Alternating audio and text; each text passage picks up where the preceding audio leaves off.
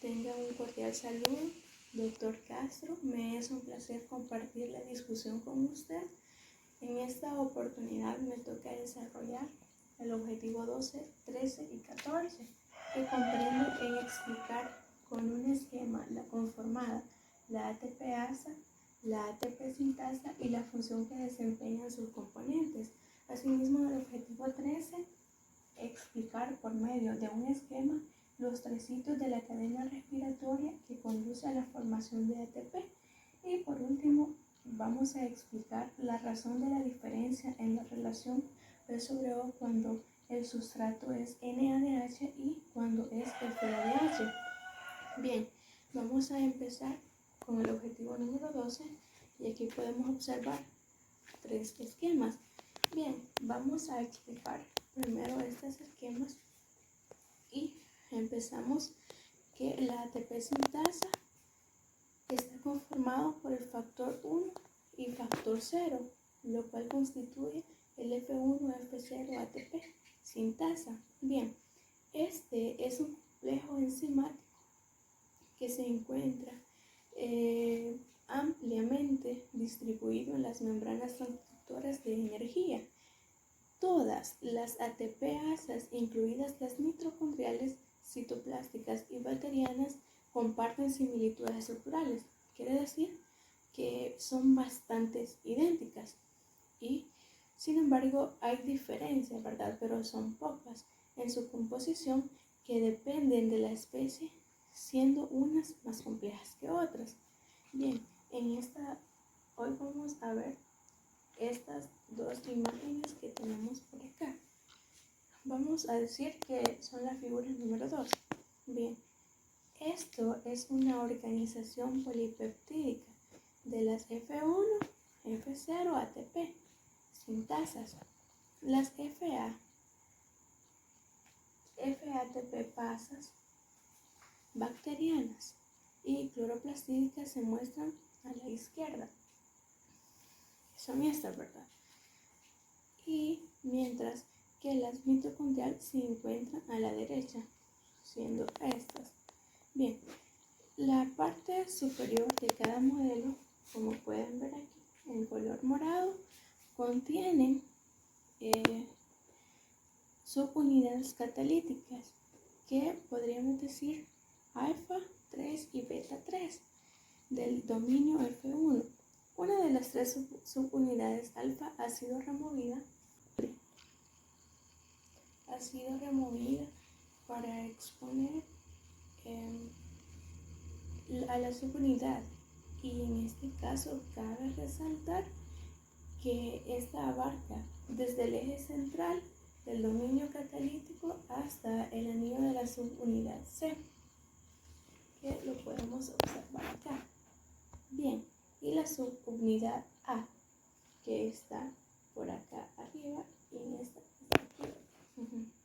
Entonces, podemos decir también que de igual forma el brazo periférico de cada modelo se muestra a la derecha. Este es el brazo periférico. Se muestra a la derecha y en algunas bacterias está compuesto por la subunidad alfa y el dímero de subunidad B. Mientras que en otras especies bacterianas que no las tenemos así como en una plastídica, las dos unidades B son copias homólogas, pero no idénticas. Ya podemos hablar sobre eso, ¿verdad?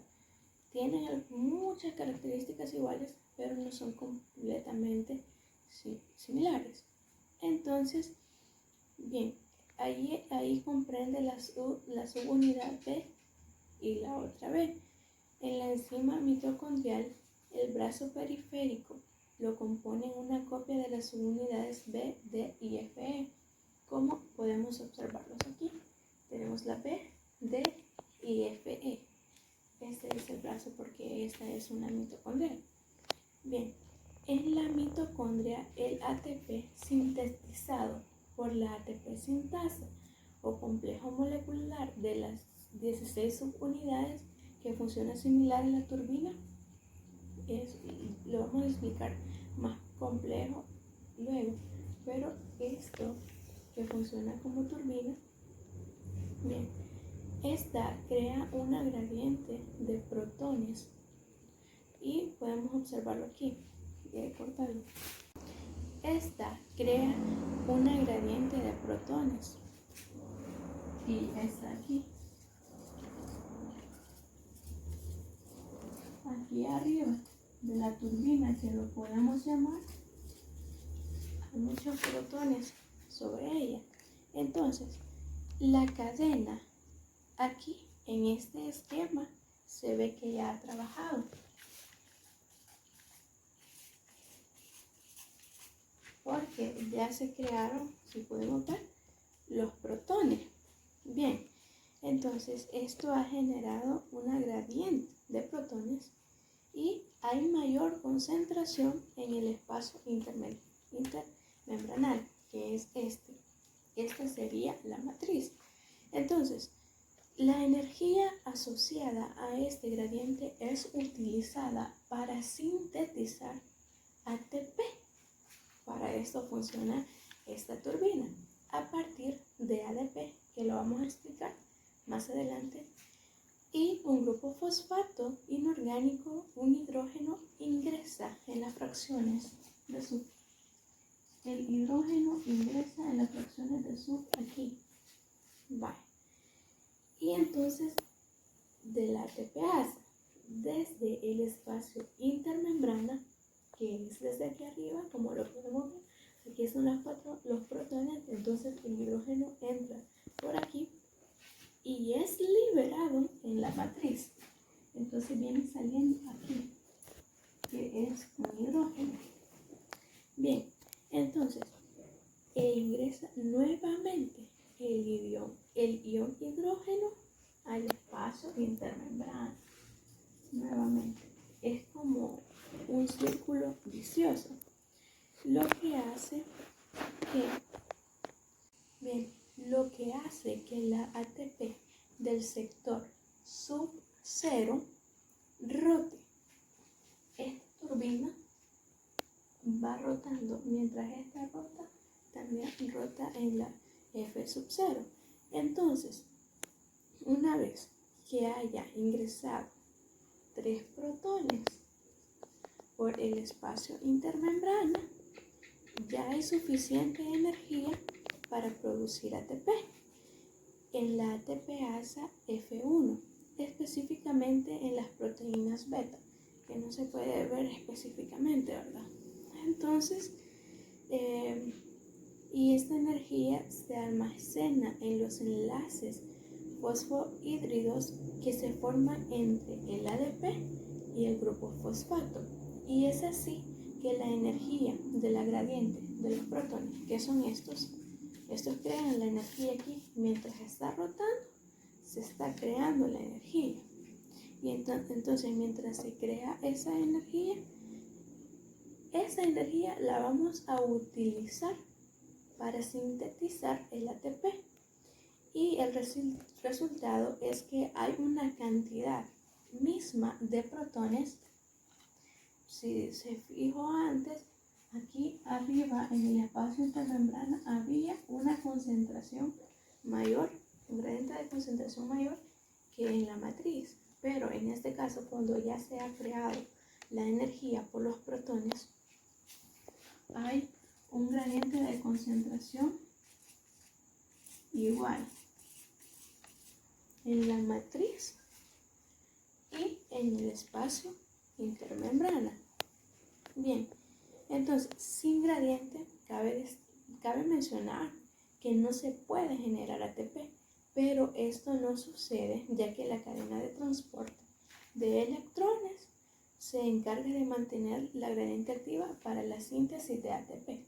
Bien, cabe mencionar que en el objetivo número 13 lo vamos a explicar mejor cómo funciona esta turbina. Ahora pasemos al objetivo número 13. Prosiguiendo con el objetivo 13, que es explicar por medio de un esquema la conformada los 3 sitios de la cadena respiratoria que conducen a la formación de ATP. Bien, aquí tenemos esquema, la información sobre ello. Y podemos decir que esta cadena también es la cadena transportadora de electrones. Y surge una pregunta, ¿por qué se llama cadena transportadora de electrones? Bien, esto es debido a que es una cadena o es un conjunto de moléculas que van en cadenas, como lo pueden ver aquí, y tiene como objetivo transportar electrones, como también lo podemos ver aquí. Aquí están los electrones, van en cadena, aquí ven la secuencia por las flechitas. Entonces, ¿dónde se ubica esta cadena? Bien, esta cadena transportadora de electrones se ubica en la cresta mitocondrial. Aquí tenemos el espacio intermembrana y la matriz.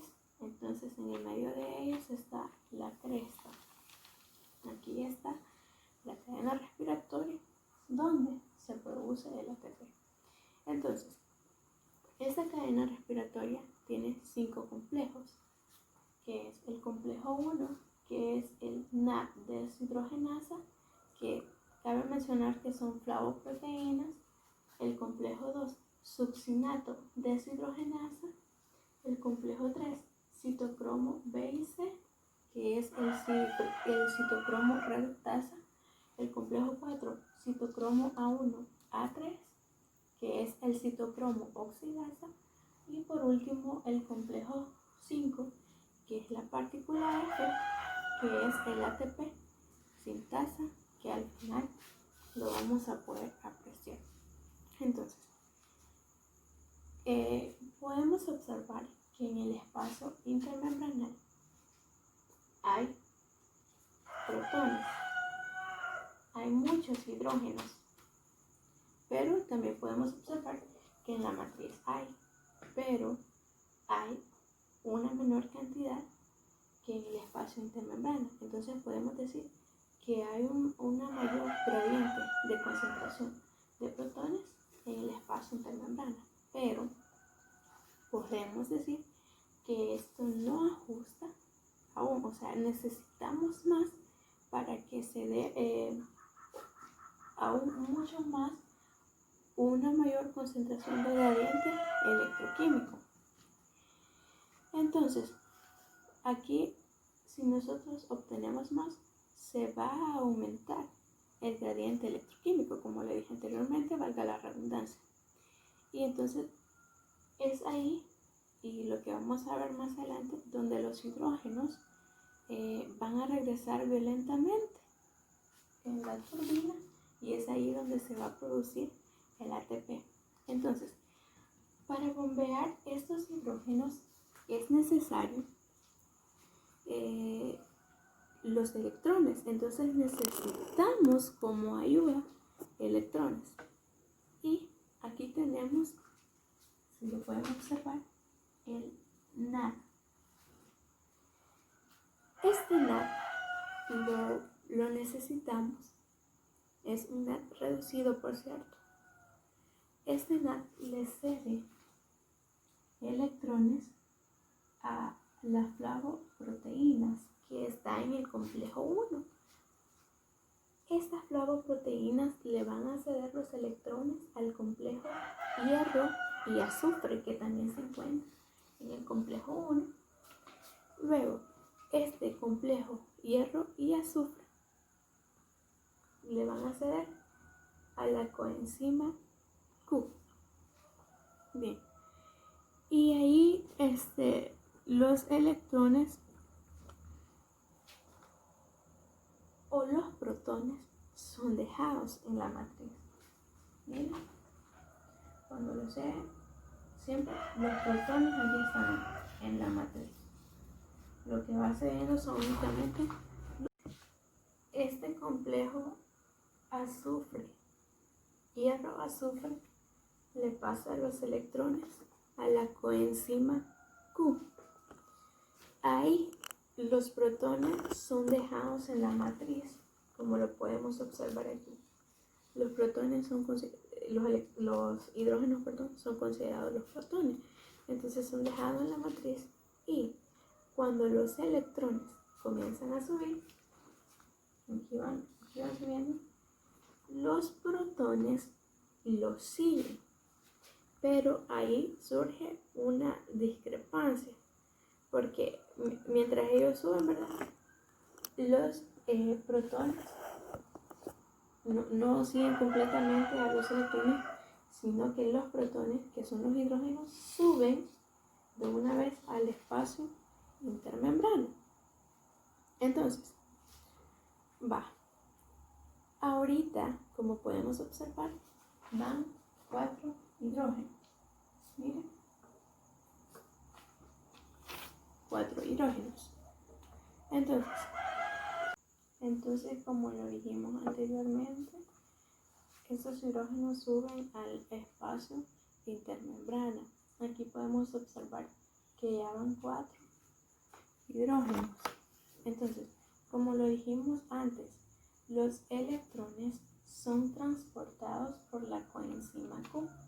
Luego, ¿verdad?, que se la pasó el complejo hierro-azufre, que era en el complejo número 2, perdón, el complejo número 1.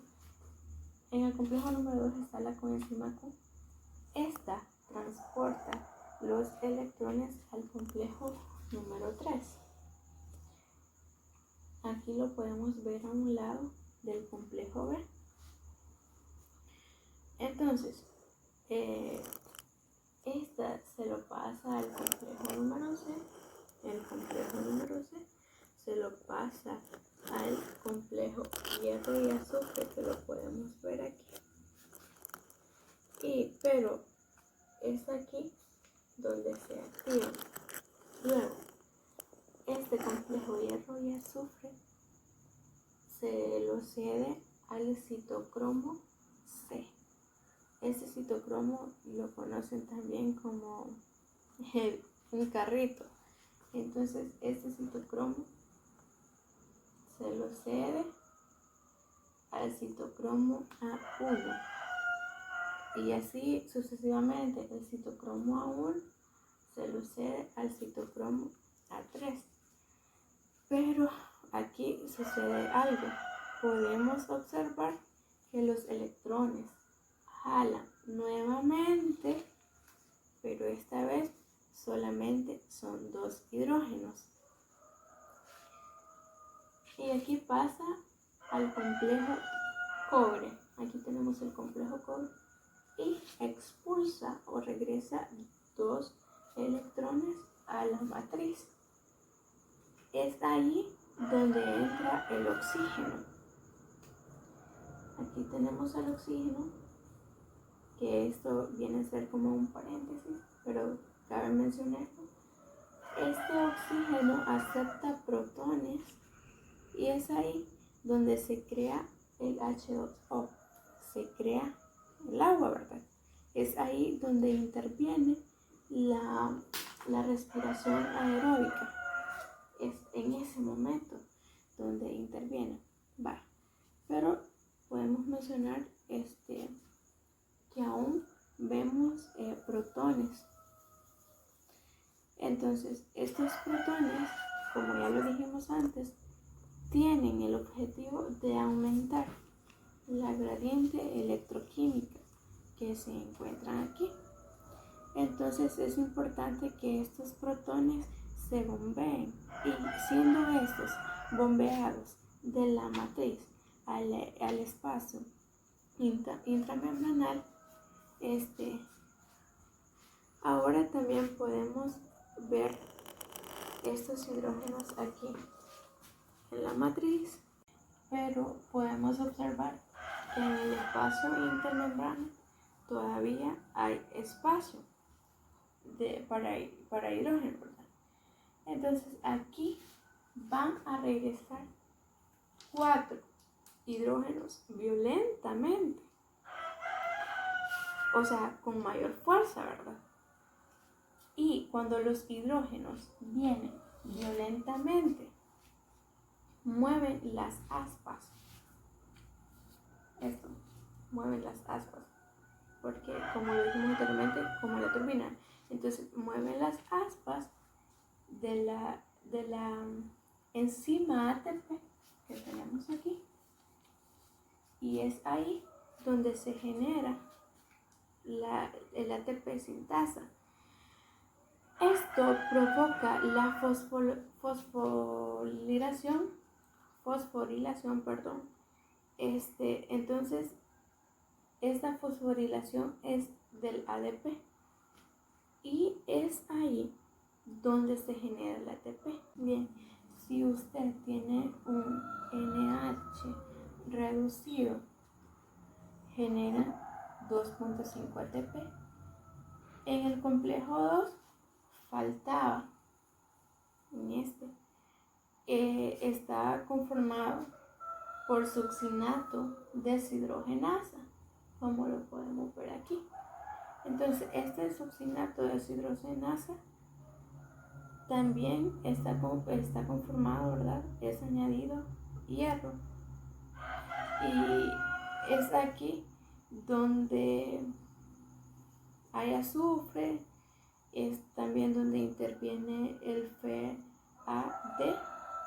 Este FAD deja sus electrones al complejo 2, que podemos ver aquí, y se bombean 4 hidrógenos. Luego,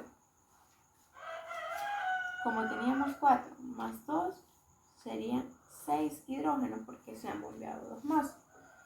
Entonces, cuando ya tenemos los 6 hidrógenos, el ADH, para finalizar y en resumen sobre este esquema, podemos decir que el ATP se formó porque hubo un aumento, se aumentó el gradiente de concentración y los hidrógenos al regresar violentamente por la turbina, por las aspas cuando se generaba, es ahí donde se generaba energía y por esa energía que se generaba se producía el ATP.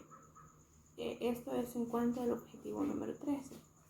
Ahora vamos a explicar el objetivo número 14, que dice: explique la razón de la diferencia en la relación P/O cuando el sustrato es NADH y cuando es FADH. Aquí tenemos la diferencia. La diferencia es que en el NADH se produce el ATP porque el complejo 1, lo que habíamos explicado en el objetivo 13, provoca una diferencia de concentración de protones mayor y por eso es mucho más energía en la síntesis de ATP y se produce 2.5 ATP, como lo habíamos explicado aquí en el NADH, ¿verdad? Y en el FADH se produce menos ATP porque solo se produce 1.5 ATP, que nosotros lo aproximamos a 2 ATP. Esto es debido a que en el complejo número 2 no se provoca de esta forma. Los protones por parte del complejo 1 reduce la diferencia de protones. Entonces es ahí donde se disminuye la cantidad de energía para la síntesis de ATP. O sea, porque no se han producido o no han bombeado suficientes protones en el complejo número 1, no se puede dar esta síntesis. No se puede dar o no se puede generar más ATP con la ATP sintasa.